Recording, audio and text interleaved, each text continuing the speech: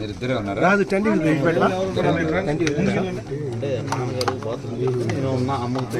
తర్వాత వచ్చారా నాన్నగారు?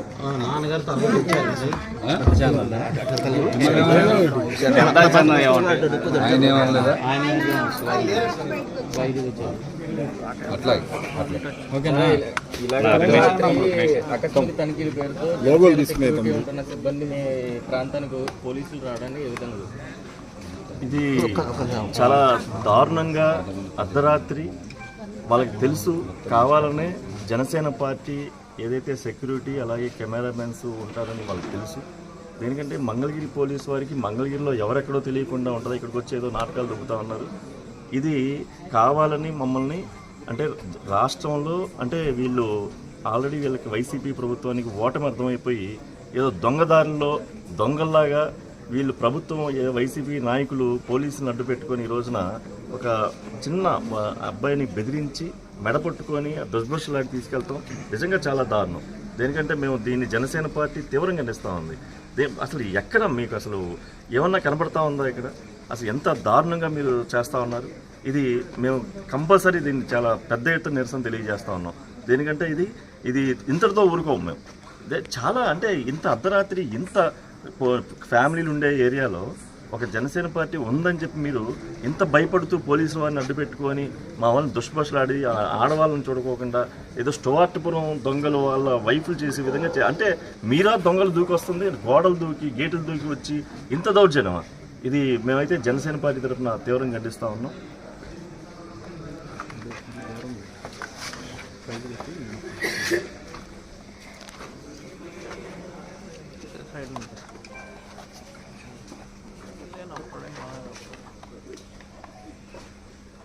జనసేన పార్టీ కేంద్ర కార్యాలయానికి సంబంధించిన సెక్యూరిటీ సిబ్బంది కానీ అదేవిధంగా కార్యాలయ సిబ్బంది ఈ అపార్ట్మెంట్లో సుమారు 100 మంది దగ్గర వరకు ఉంటారు. మీరు చూశారు కార్లు ఇక్కడే ఉన్నాయి. సోషల్ మీడియా వింగ్ కానీ అదర్ ఆఫీస్ స్టాఫ్ కానీ అపార్ట్మెంట్లో ఉంటారు. ఆ విషయం చాలామందికి తెలుసు. ఇక్కడ ఇందాక మా చిల్లపల్లి శ్రీను గారు చెప్పినట్టు మంగళగిరి పోలీస్ స్టేషన్ కానీ తాడేపల్లి పోలీస్ స్టేషన్ సిఐలు కానీ ఇక్కడ ఎవరుంటారో తెలియదా? మేమైతే ఒకటే చెప్తాను, అసలు మా కార్యాలయ సిబ్బంది ఉన్న దగ్గరికి మీరు దౌర్జన్యంగా ప్రవేశించడానికి అసలు మీకు ఏం హక్కు ఉంది? మీరు గేటు తీయకపోతే వాచ్మెన్ని మెడ మీద చెయ్యేసి లంజా కొడకాన్ని తిడటానికి నీకేం హక్కు ఉంది? ఇక్కడ వాచ్మెన్ భార్య అయినటువంటి దుర్గాభవాని గారి మీద నువ్వు గేట్ ఎందుకు తీయో పోలీసులు అని చెప్తున్నాం కదా. గేటు తీయకున్నందుకు ఆమె బాధ్యతలు ఆమె నిర్వర్తిస్తుంది. నువ్వు స్టోర్పురం దొంగల్ని వాళ్ళ భార్యలు కాపాడినట్టు నువ్వేంటి గేటు తీయవని అడుగుతారా? ఇదంతా కూడా వైసీపీ కుట్రలో భాగమే.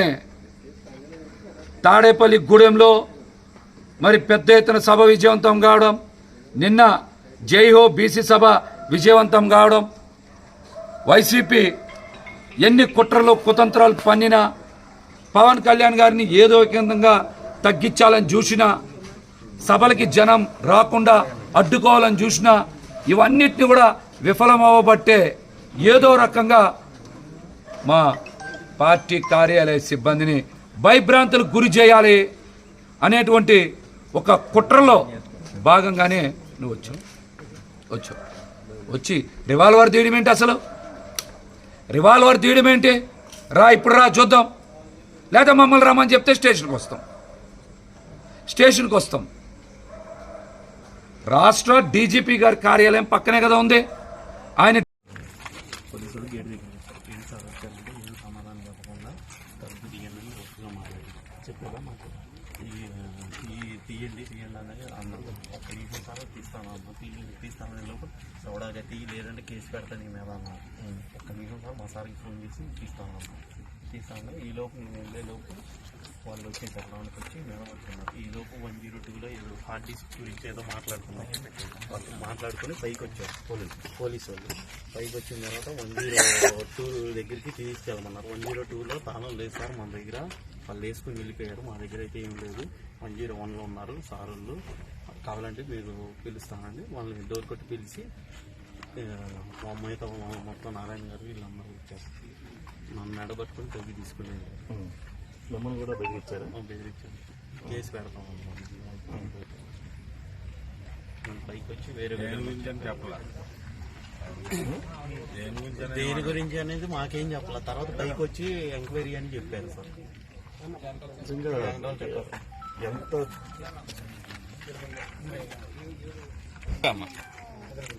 సార్ ఉండకి మా సార్ ఫోన్ చేస్తాను. ఫోన్ చేస్తే అబ్బాయి వస్తారు, మాకు ఇవన్నీ మాకు తెలియదు, ఒక్క నిమిషం ఆగండి సార్.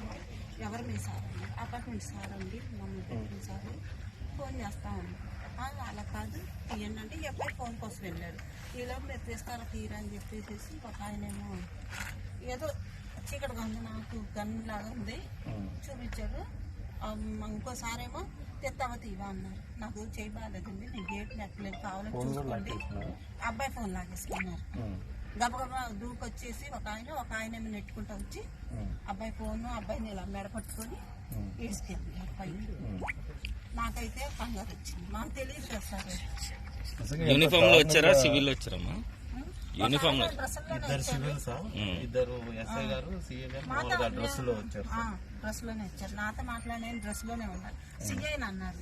మాకు సిఐ అయ్యే మాకు తెలియదు సార్, నేను ఏదో వాచ్మెన్. మా అబ్బాయి కూడా డైలీ ఉండరు, ఇవాళ ఉన్నాడు కానీ డైలీ ఉండరు, ఉండేది మేము ఇద్దరమే. ఈ అబ్బాయి వాళ్ళు ఉన్నాడు, క్యాంపులకి వెళ్ళిపోతాడు, ఉన్నాడని కూడా చెప్పాం. ఏం పని చేస్తాడు? కరెంట్ పని చేస్తాడు సార్ అని.